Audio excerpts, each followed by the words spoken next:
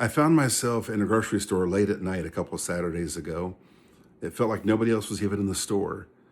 But as I paid for my merchandise at the self checkout, someone walked up to me and it was an employee who worked there. And he approached me and he said, "Excuse me, are you the man who teaches about mental health at our school?" And I said, "Yes." And he began to cry and he said, "You changed my life." He said, "I've never heard people talk about mental health the way you talked about it." And he said, "When you came to our school, I was at such a dark place." And he said, "You showed me a way out of that dark place." And him and I shared a hug right there in the self-checkout stand at this grocery store.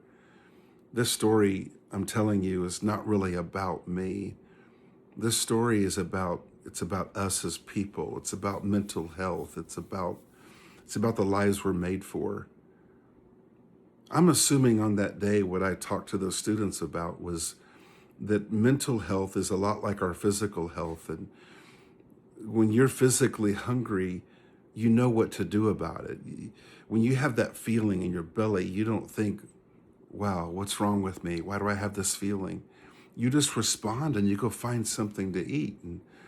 And when you're thirsty, you feel this feeling inside of your mouth that it reminds you that you need something to drink, and you can even be excited to go find something to drink.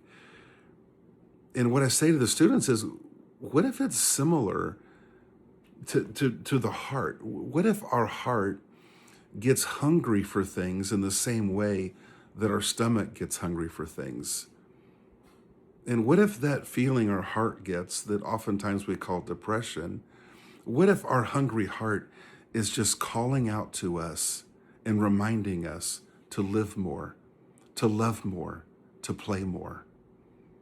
And so when I talk to the students, what I want them to see is that they don't have to be powerless against the threat of mental health problems.